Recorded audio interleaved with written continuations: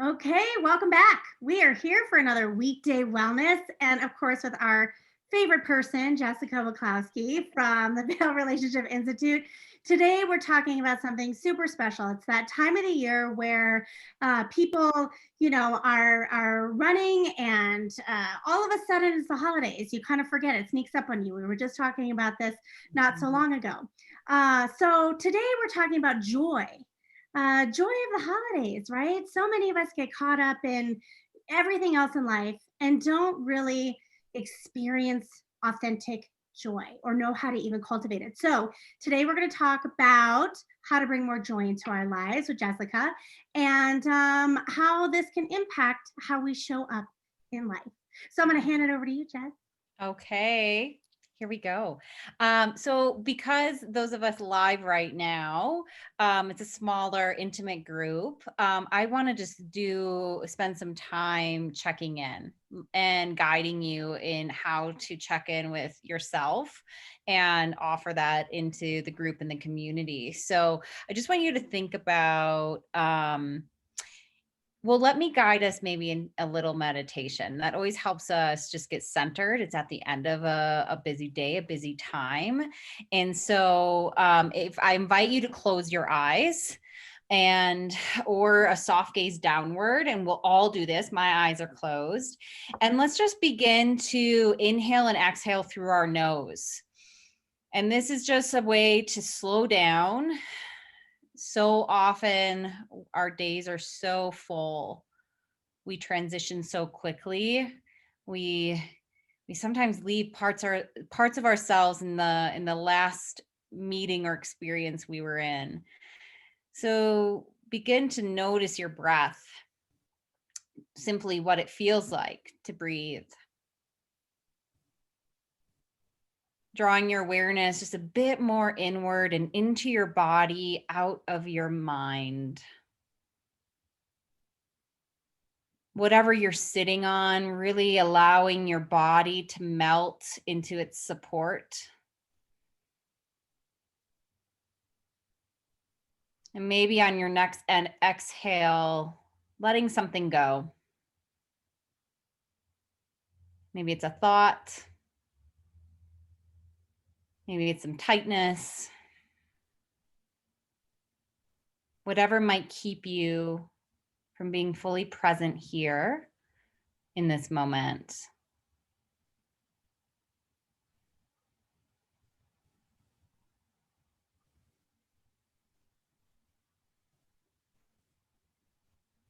Notice what it's like to be still. To perhaps begin to calm and slow down.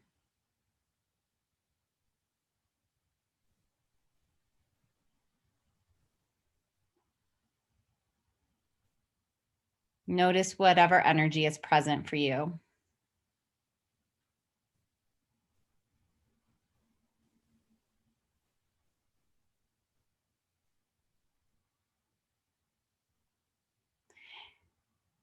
And consider one word to encapsulate how you've been feeling. Just one word.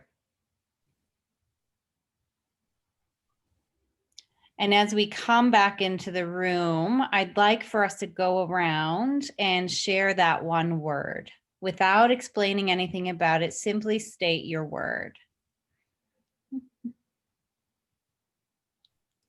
So whenever you feel ready, we can just...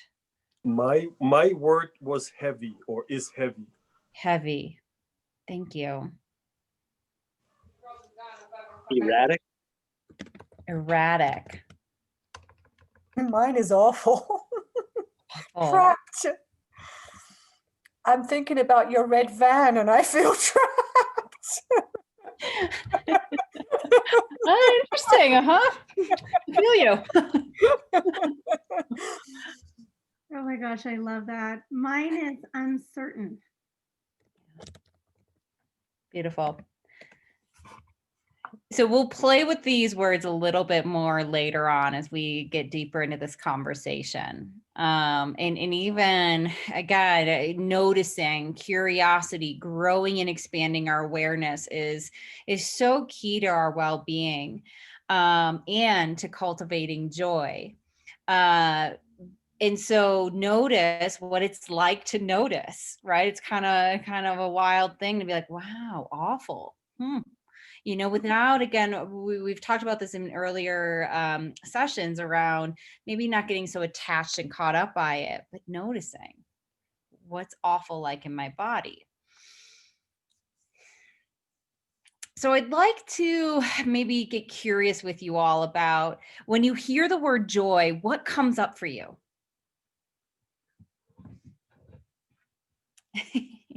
John's giving a big smile.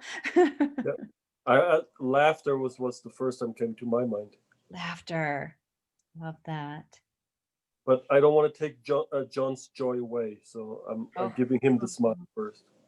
Just adding to it. I ran into somebody the other day and they'd forgotten their mask, and it was so joyous to see this huge beaming smile on their face that we haven't seen. And then he's like, oh, and the smile was gone. I know you can see it by the eyes, but it was so different. I loved that big smile of his. I love that. Yeah. I mean, something's different. I don't, yeah, we can smile with our eyes or, but gosh, to see the full thing. I'm with you. What else?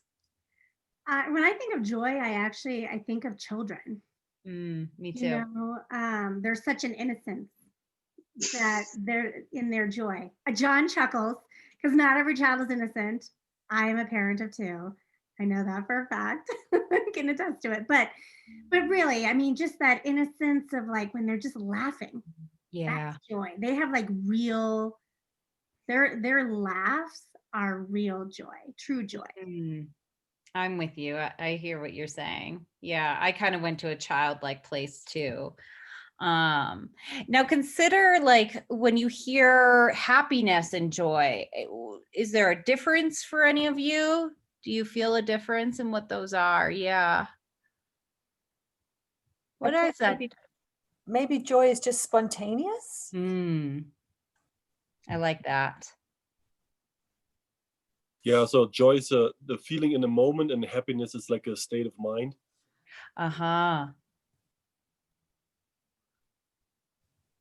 Yeah, what is the difference? I almost feel there's more of a lightness around joy. Obviously not that happiness is heavy, but that, I don't know, it feels very airy. I like that. Describing what the energy feels like. It feels different. It's lighter than a happiness. Right. And I think maybe happiness, for me at least, I try and plan things for that. Whereas joy can just be so spontaneous. Like this morning I drove to work and there was an American bald eagle, and it was just filled my heart with joy and made me have a great day. I like that spontaneity of joy. We hear so much about happiness, and I think, I love this conversation and curiosity and the immediate like nodding of heads of just intuitively knowing like there is a difference. There is a difference between happiness and joy. And so often our culture is pushing and promoting happiness. And I mean, correct me if I'm wrong. Again, this is a very dynamic conversation. I encourage you to jump in as I talk. So I'm loving this already.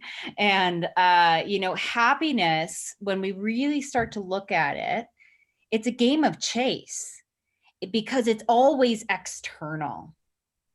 So happiness is more about accumulating various things and whatnot to give us a good feeling. And it's rather short-term and short-lived, actually. And we know this from studies of the brain, right? We get kind of, the dopamine and the oxytocin hits. And so we're like, ooh, I like that feeling. I want more as it fades out. So, happiness is out here. Joy is in here.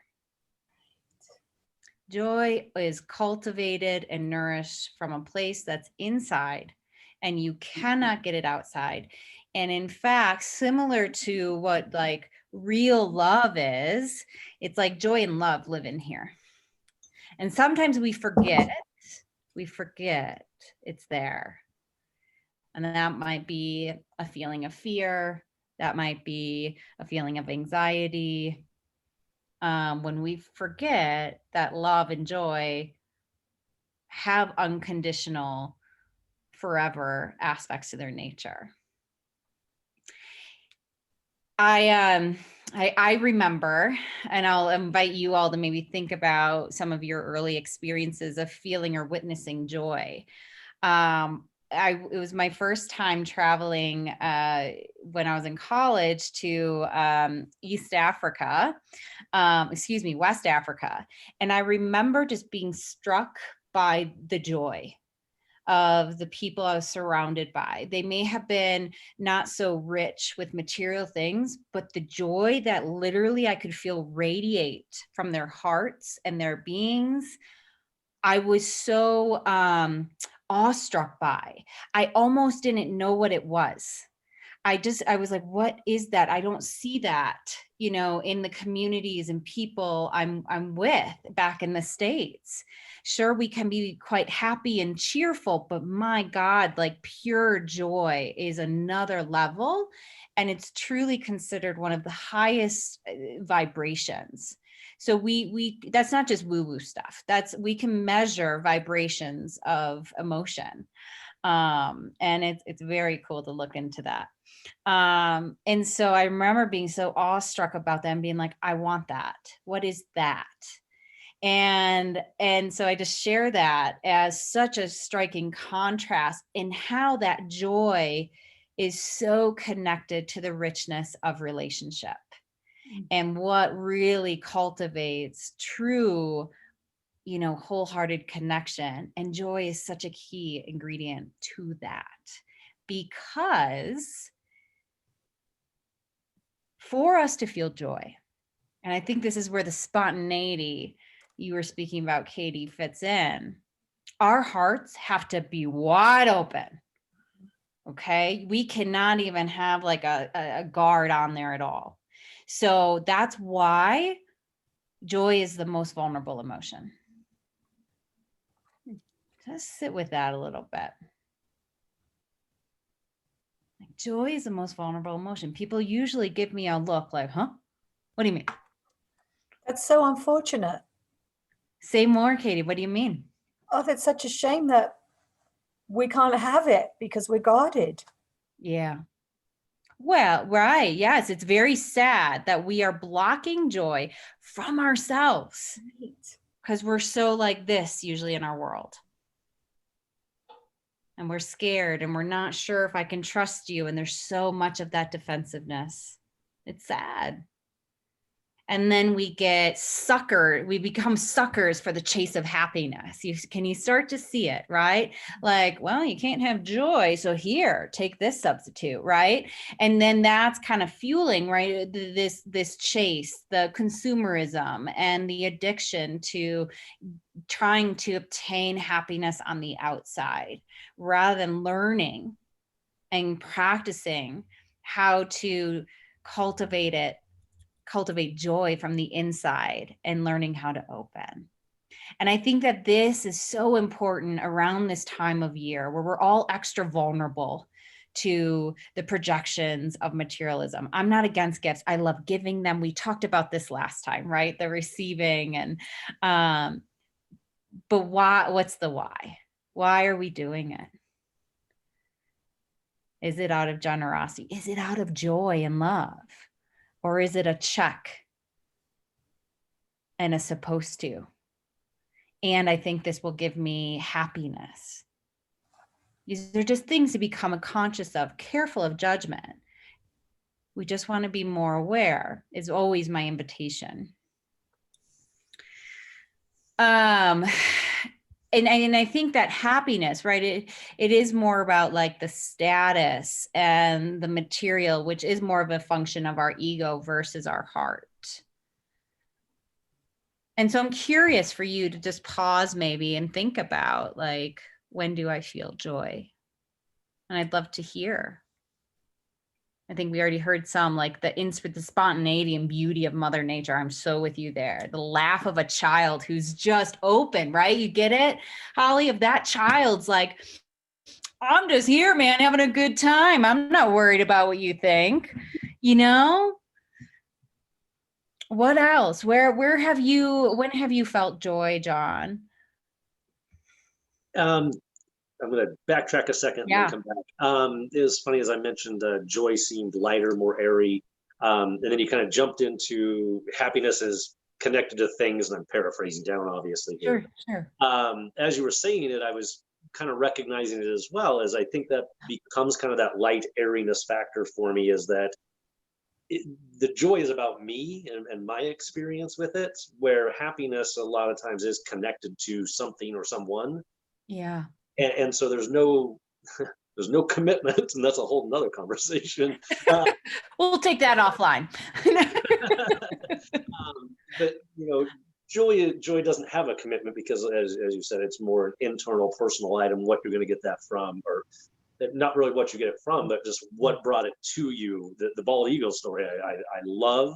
I was on a rafting trip and saw two bald eagles, one obviously an adult and one a younger, and I saw the adult come down and catch this fish, like fly right at us and catch this fish. And it was this amazing moment that, I mean, I can still picture in my head today. And thank you for bringing it back up. I hadn't thought about it in several years.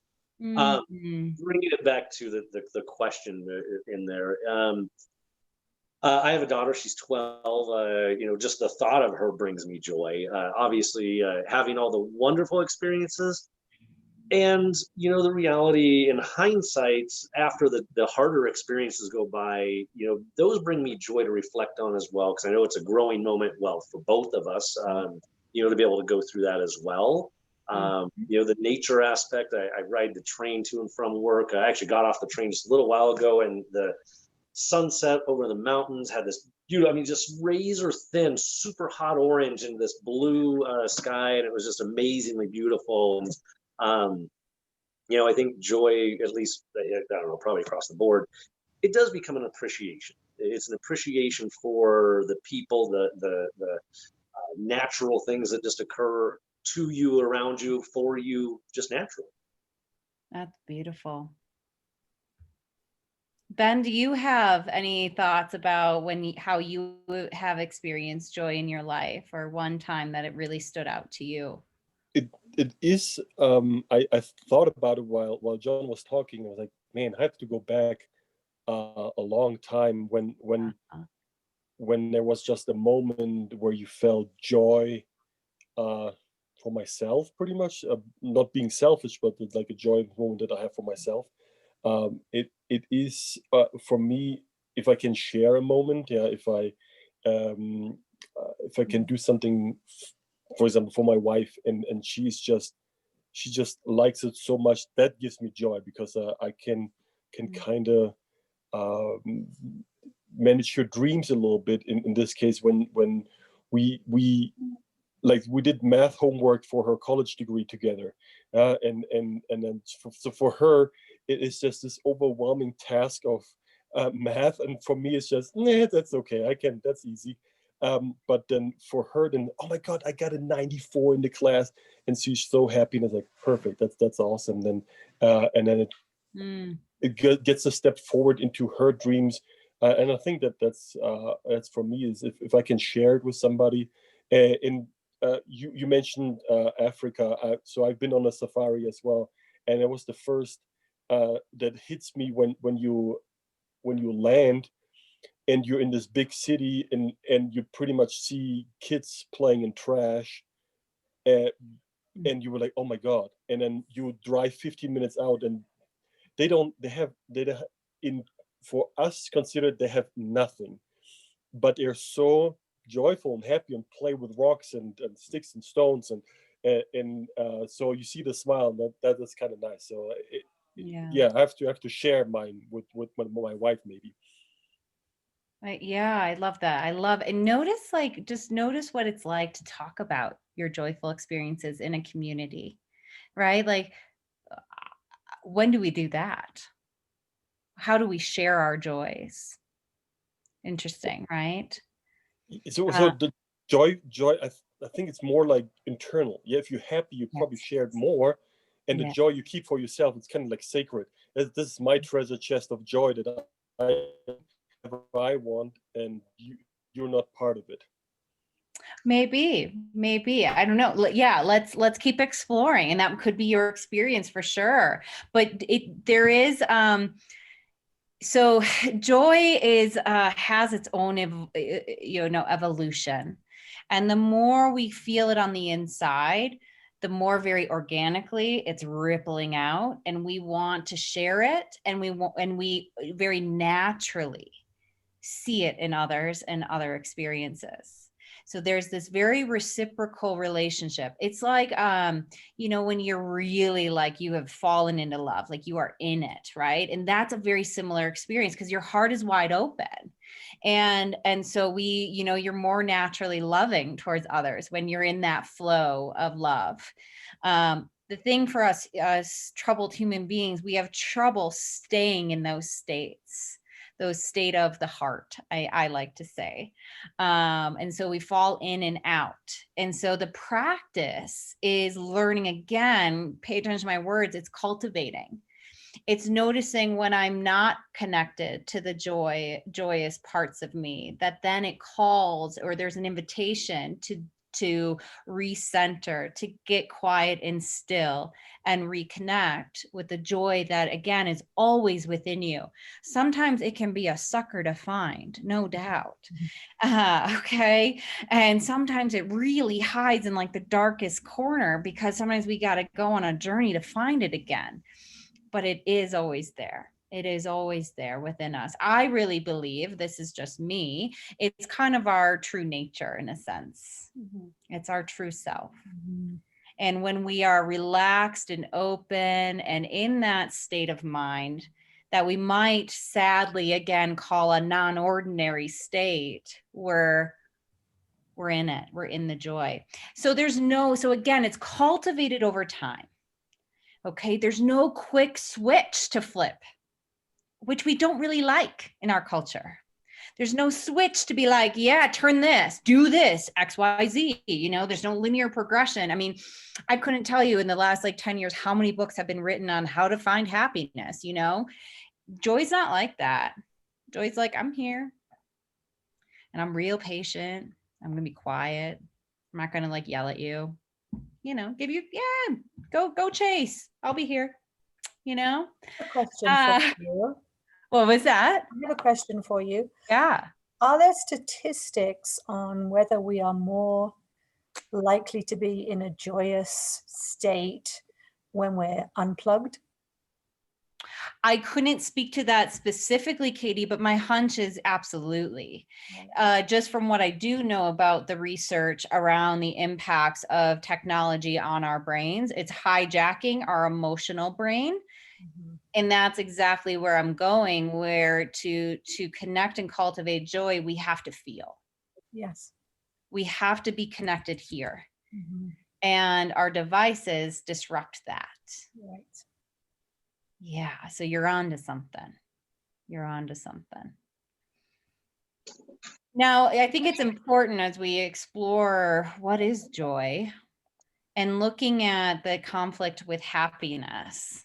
And I do think it is kind of a happiness, or excuse me, it's a conflict, because innate joy, it's actually more of a healing agent to the wounds chasing happiness triggers.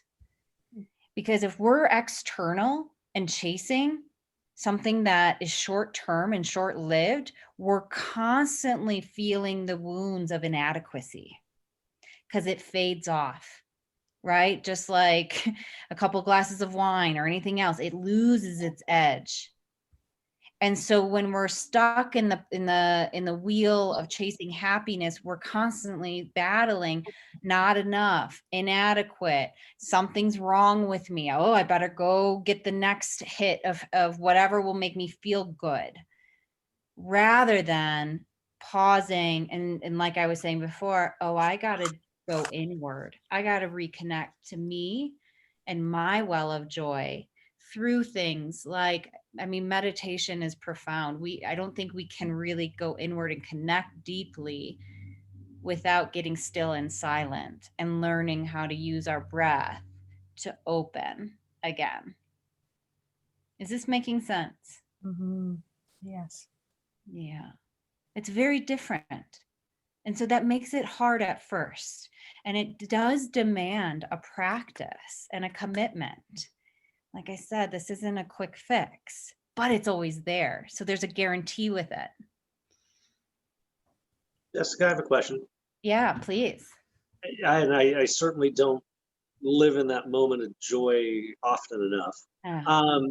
But if a person was able to get to a spot where they live in it more than not, yeah, but the majority of people in general don't live in that space,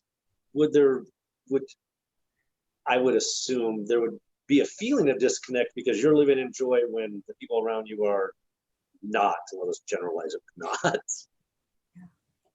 Gosh, I wish I could tell you I think I'm with you. Like, do I live in joy more often than not? I think I'd be fooling myself to say yes. I would love to be like, yeah, I'm so much more in joy. But I think that would be a beautiful question for someone like the Dalai Lama. You think of a very joyful person, there you have it. That man has mastered embodying joy.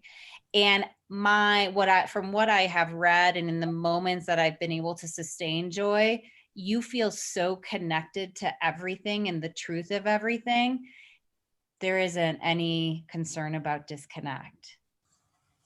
And I guess kind of taking it that next step as Yeah. I think about, my higher points of joy and when I can really, flash back and think of it. Mm-hmm.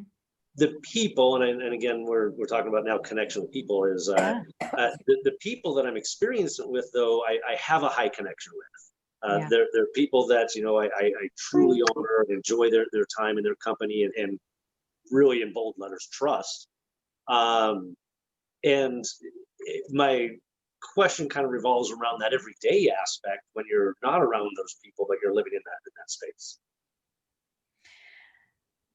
So just say, what's your question? Did you have another question?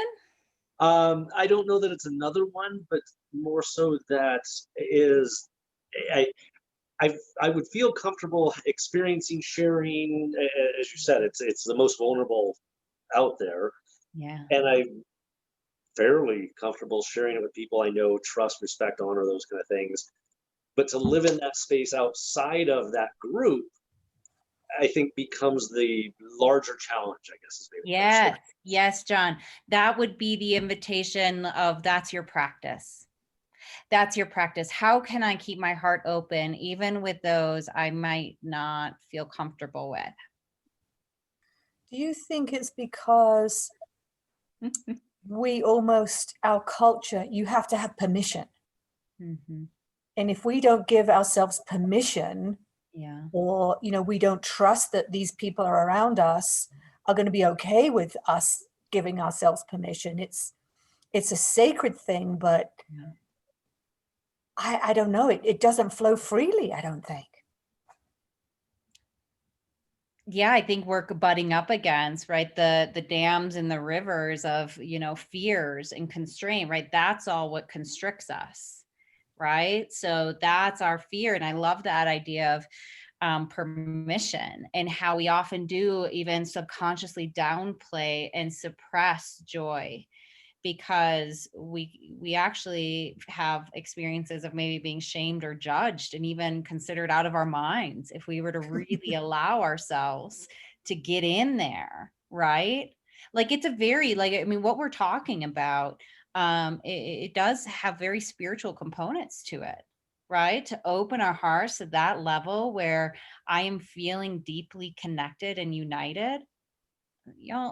Religion or not, like, that's spiritual. Mm-hmm. Seeing the bald eagle, that's hitting the part within you that knows, that knows love, that knows connection in this very deep, profound way. And it opens you up in that moment.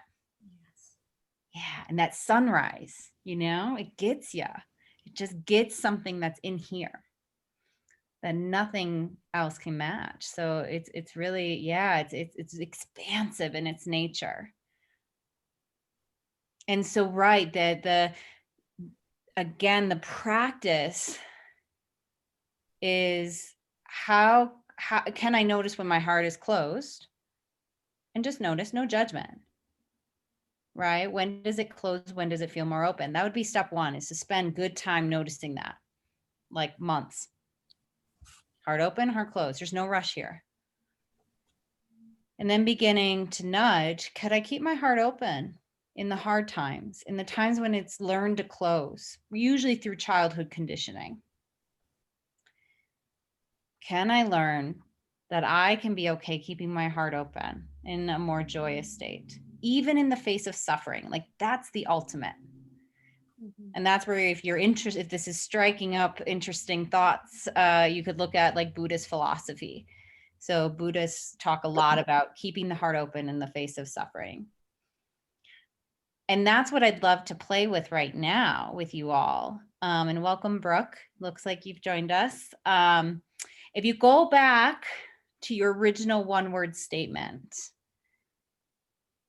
okay, and yeah, I invite you to close your eyes and be with that. And for you, Brooke, if you can maybe just connect to a challenging feeling you've been having more recently. And if we close your eyes, I'm going to keep mine open because I'm going to read a little bit, but I won't look at you.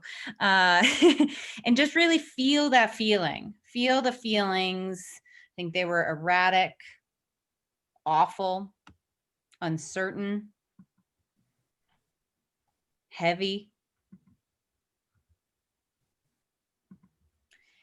And really begin to connect with that feeling and whatever it's invoking within you.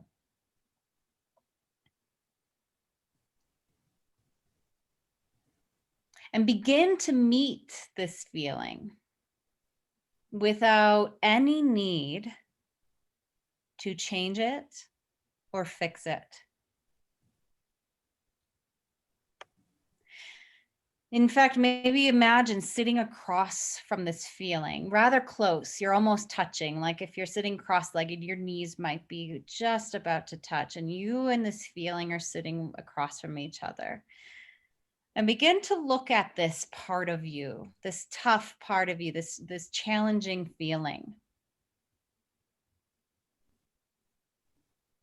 And accept it for all that it is.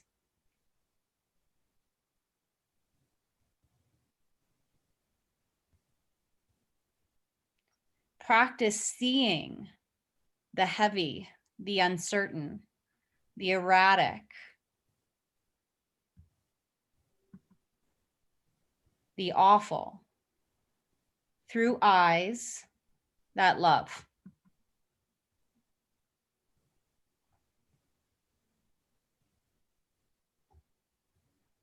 Begin to love this part of you.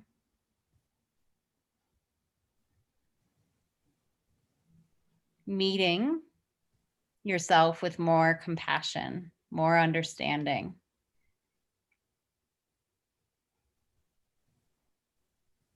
Knowing you have every right to feel whatever you feel, and it has full permission to be.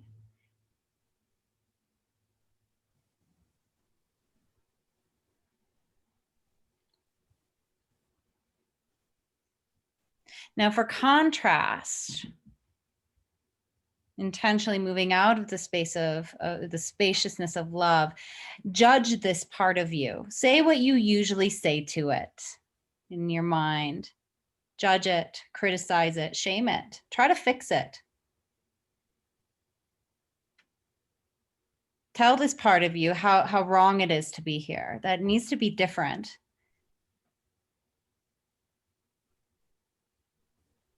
And maybe even say, you're blocking my happiness. If I just didn't feel so awful, uncertain, heavy, and erratic, I would be happier.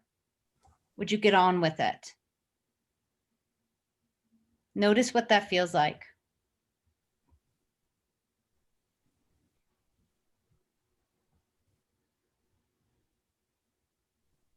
Take a cleansing breath, let that go.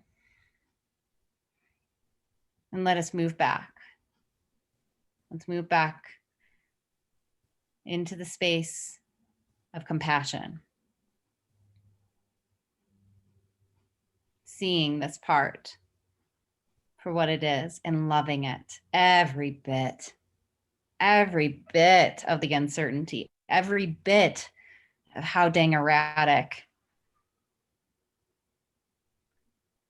And getting a kick out of how awful it is and heavy. Love it unconditionally. And give it full permission to be as it is. Reminding this part, there's nothing wrong. You are lovable for what you are. And I accept you. And feel what that does to your heart.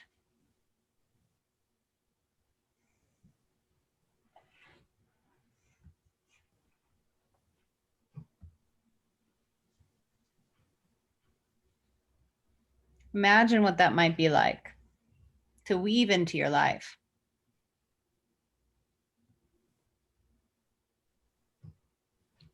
To weave into your relationships and how you might see others. Accepting them more fully in who they are and how they are, even with all their imperfections, as we all have as human beings.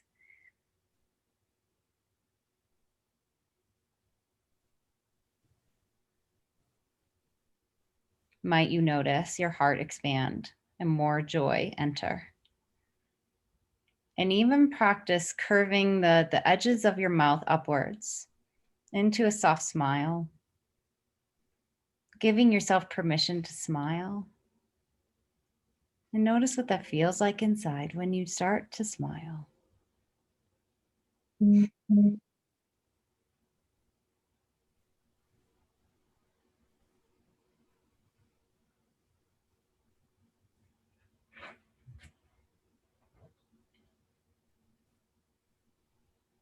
When you're ready, we can come back into the room.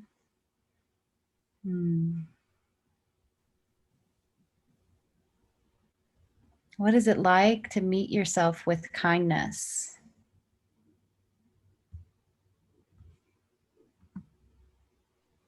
What did you notice in that experience?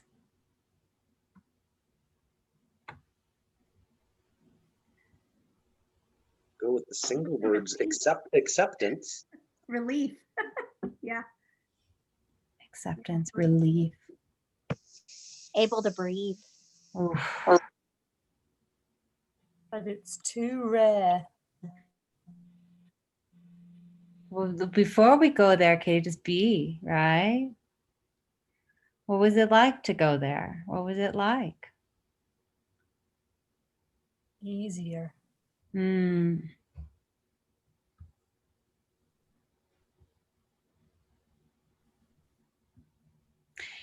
I think some of the things that block our joy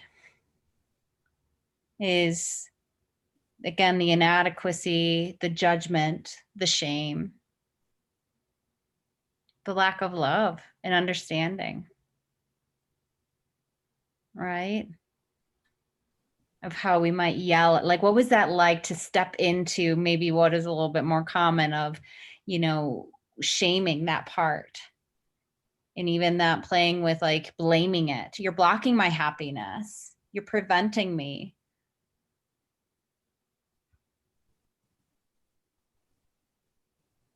What was it like to play with that and feel that out?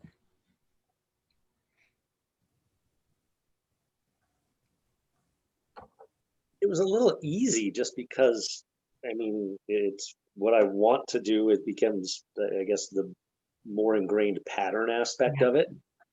Then, embracing it as a piece of who I can be, and in some aspect what happens around me sometimes that I'm creating on my own.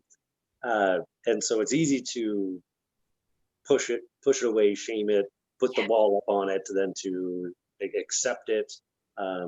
and I think Katie said it was easier and to accept it than to just fight.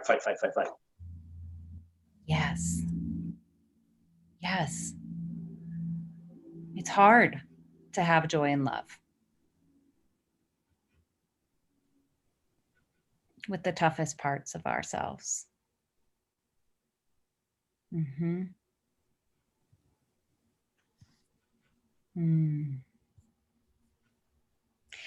This is what is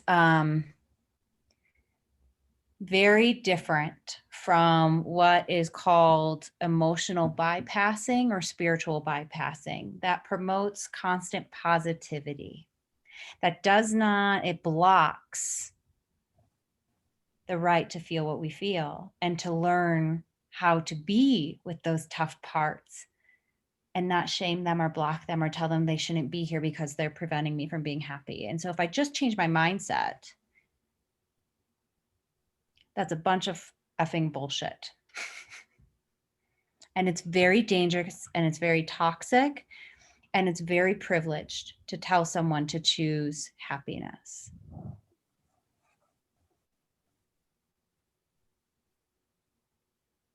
Because joy is the container that holds all of it and says, you're beautiful and you're great. So I want you to consider that and to practice bringing that to yourselves. And once you bring that to yourselves and that's feeling a little bit easier, I will guarantee you it's going to just flow natural in how your view of others. There's no forcing this. But there is cultivating it from within. The well is within and it pours outward. So I'd love to go around and kind of just share some gratitude, because that's also like water on the joyful seed, you know, just fertilizes the soil a bit. And again, it's more of practicing, you know, we can think I am thankful for or gratitude. We can think it, but I want you to practice getting it from here, getting deep in there and saying, where do I feel it? Where do I feel just gratitude in my life? You with me on that? You with me on that shift? So take a minute, because to get down in there, we do have to give ourselves time. We can't just boom, think of it. So we want to get into our heart and just, what just feels true to you in this moment of joyful gratitude.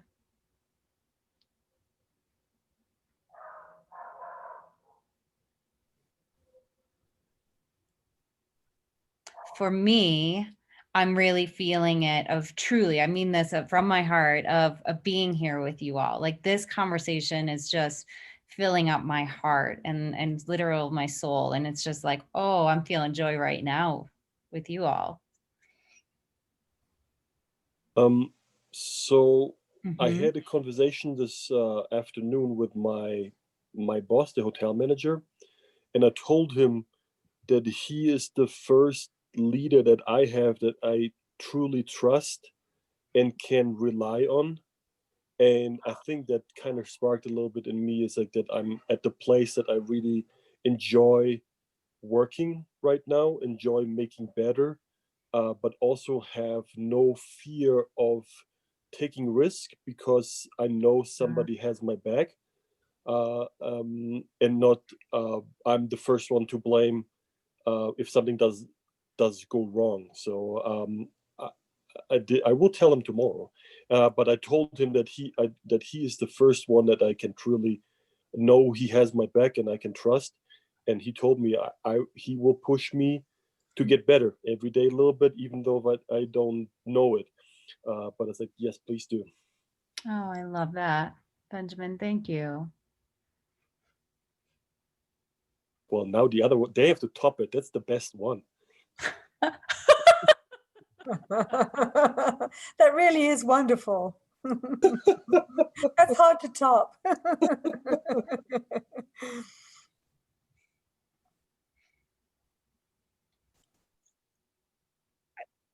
One, I'm not going to try to top it. That actually was really wonderful. It was kind of funny. I wrote down to be able to remind myself, focus on acceptance of what makes you uncomfortable and not fight it. It doesn't necessarily pertain exactly to what we're talking about, but I think for me, it's really the learning and the opportunity to share, and then to get something out of it. Oh, I love it. That brings you a deep-hearted joy. Am I with you? Exactly. Well, and it gives me an opportunity to grow. Yeah. Oh.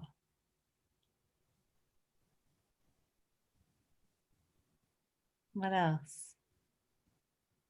Brooke, you got something for us? How could you tell that I possibly had something? I missed I missed the whole first part of this, but I'm deeply, deeply grateful that I knew that this call was happening. And before I was on this call, I was actually experiencing the part of me that I can't, that I struggle with. And so it was perfect timing. The anger, the explosive, the erratic, and everything else that a lot of those other words. And I am so grateful that I have a life I belong to another organization. Well, it's kind of an organization, but we focus on learning and growing and making ourselves better and accepting people and places and things for being exactly what they are and what they're meant to be in that very moment. And every time I drift away from that, when I get back to it, it's that breathing joy that I get to feel. And that's like, this is exactly what I needed, which seems to be how life works for me most of the time when I'm in it. That the perfect things happen at the right time. And I'm also feeling great peace with the team of people that I work with. And what just happened, that I'm surrounded by my spa team. I'm surrounded by people that take care of each other. And yeah, I feel very blessed right now. Oh, I love that. Thank you so much. I'm so glad you popped in here. Me too. Thanks. Mine might sound very simple and corny, but truly the relationship I have with my husband. Oh, I love it. And I just heard the garage door open, and the physical feeling inside of me, it's just, yay. It makes me so excited. We've been married for 13 years, but I still kind of feel giddy. Okay, you better tell him. You better. The first thing you do when you end this call is you go tell him exactly. I felt giddy when I heard that garage door open. I think he knows it, but No. So primarily my work is with couples. So that's the biggest mistake, because that's you shutting your heart, because it's probably a little vulnerable. It's probably quite vulnerable to go up to him and look him in the eyes, kiss his face and say, I felt giddy when that garage door opened. Try it. I have a feeling you won't regret it. Honey? He probably thinks I have a group of people in the living room. Maybe should I go out and come back in? Yeah, keep going. Yeah. That's adorable. Holly, what about you? Oh man. Honestly, this year's been challenging for a number of reasons, and to be honest with you, I feel a little guilty saying it, but there's a certain part of me that has some gratitude for what has come about because of COVID. I'm grateful for, it certainly hasn't been without its challenges. But I think for me, the fact that we were all forced to slow down, and especially me. Like I'm always go go go go go go go. Like I don't stop until I stop. Like I just fall down at like midnight and I stop. I'm done. And I was forced to stop. And I was forced to really just truly find the joy in the moment and be present with that moment. And I have, believe it or not, I mean, I have so much gratitude for being laid off. Um, I certainly would not have, I wouldn't have started this association had it not been for COVID. I had no excuse. I had time to fulfill a 5 year 5 year plan goal 15 years later. And and then getting laid off really sort of sealed that deal of like, okay, I'm just going to go with this and we're just going to see what happens, and I'm not going to let up, and I'm going to press on with this, you know, this vision and this goal and this dream that I had, and find the joy in uncertainty. That was my word, was uncertain. And that if I just rest and lean into uncertainty, it gives me, I realized when I sort of allow myself to shut my rest or be still in what you were guiding us to do, that if I lean into that, it gives me sort of that energy and that motivation to not quit, to not give up, to not allow my drive to be one from a place of fear, but one from a place of everything's going to happen as it should and in its time. And if you just keep putting one foot in front of the other, you're going to get wherever you're meant to be. And I'm also extremely grateful for I think our family has really been blessed in the sense that my husband has had a great job opportunity with the family that he's worked for, you know, on and off for a number of years. But he's a full-time employee of theirs. Granted, it takes him out of town a bit, but we have stability that right now we're very fortunate. I'm so grateful to have that stability. And I'm grateful that, and again, it almost goes back to this like losing my job, my full-time job.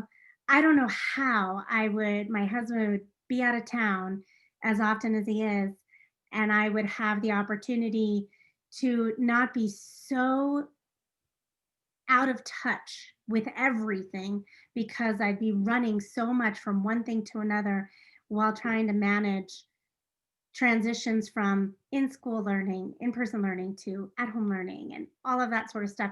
And I get to be a stay-at-home mom. I haven't been one since my 20-year-old son. He's almost 21. He will be 21 in April. I have not been a stay-at-home mom since the first year of his life. Wow. So this is the first time, and I'm just so grateful for all of that. And even though it's challenging, I'm just really leaning into the joy in the moment. So sorry for my long-winded, but I got a lot to be grateful for, to be honest. Yeah. Well, I think that's usually true. Once we start digging in there does tend to be more that surfaces up. And so I just leave you all with what is bringing joy to my heart today. And play with, you know, if we had more time, I would probably be guiding you all. There is a difference of, you know, like gratitude's the water of the seed of joy. And so there's a difference of gratitude and joy. When did I feel joy today? And just get curious about that. So I hope this was helpful. I hope this was fruitful. And I look forward to continuing to connect with you all in your lovely community. I just love it so much.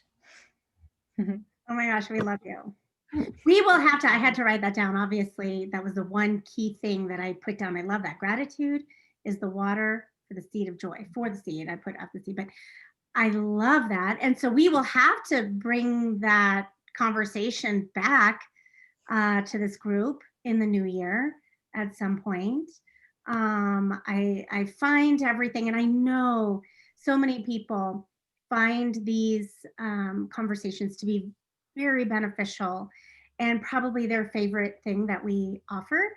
And still, you know, to this day, I know we don't always get a lot of folks that can actually join us live. You know, things come up, particularly this time of year as people are gearing up for their business, their busiest time of the year, even with COVID.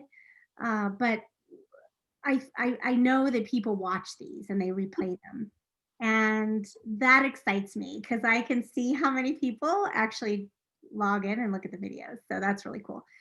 And just in your, you know, as if, you know, we continue these conversations, for those of you who show up, you're going to get more value showing up live. So while this is recording, if you're not watching or you're watching this later, the magic happens in community. Okay. So sometimes the easy way out is say, yeah, I'll watch it later.